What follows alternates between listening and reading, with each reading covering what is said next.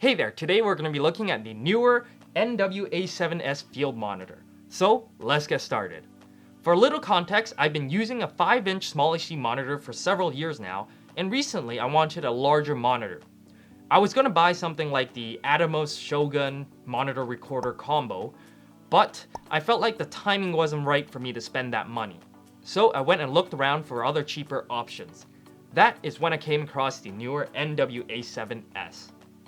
The Neewer NW-A7S is certainly cheap for a 7-inch 1920x1200 field monitor at about $180 Canadian or $135 US.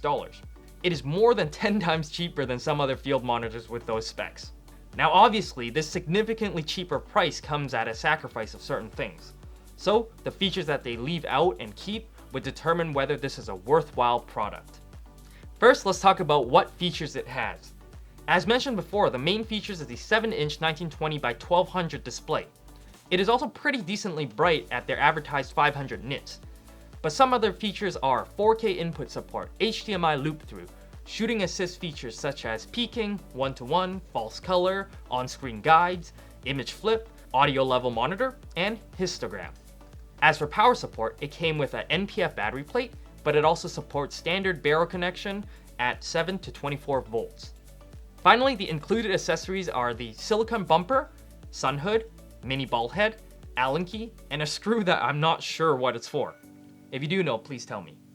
So if you're looking at the feature set and accessories, it's actually pretty good, especially at this price. But now, what corners did they cut to give you such a low price?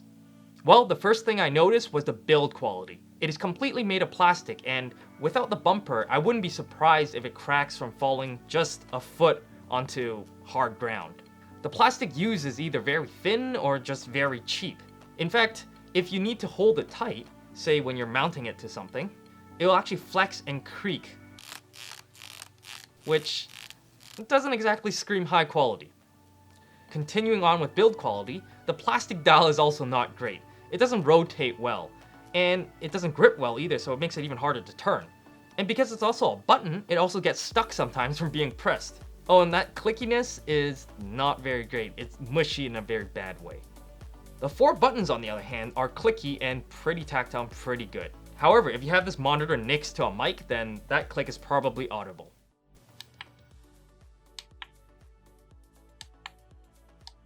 And lastly, for hardware, it only has 2 mounting points, one on top and one on the bottom, none on the sides. So this could limit your mounting flexibility a little bit. Now as for software, well, it's at best. It works for the most part, but it could be better. Though there are a few things worth noting. First, the guides. Even though you can enable multiple guides, when you do it, certain ones don't show up. So it could be a bit inconvenient in that case. Second thing is that while the F buttons are assignable, it doesn't include all the settings. For instance, I wanted to assign one of the buttons to be image flip, but that's not available. So that's another inconvenience. The next thing is focus peaking. It honestly barely works. Even if you turn up the sensitivity to max, you're probably better off looking at the image on the screen. Following is the display mode, which is a bit odd. For some reason, the 1:1 mode is a lot sharper than the standard scan mode, even though that is also 1:1. Not sure why that is. And finally, the screen. While it's high res and sharp, you probably don't want to trust its color accuracy. So those are pretty much the general good and the bad of this monitor. But is it worth it? Well, I'd say that as long as you don't need it for color, don't move it around a lot, and aren't constantly changing settings, I'd say is alright. In fact, that's pretty much how I've been using it, and it's been fine.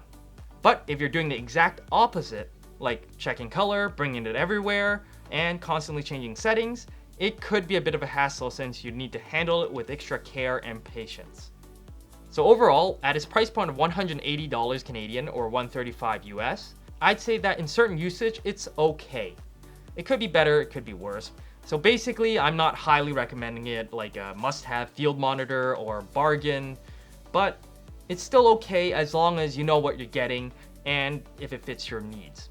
Just don't expect it to blow you away. If you liked the video, consider leaving a thumbs up. If you want more, consider subscribing if you haven't. And if you have anything else to say, leave in the comments below. And I'll see you guys in the next video.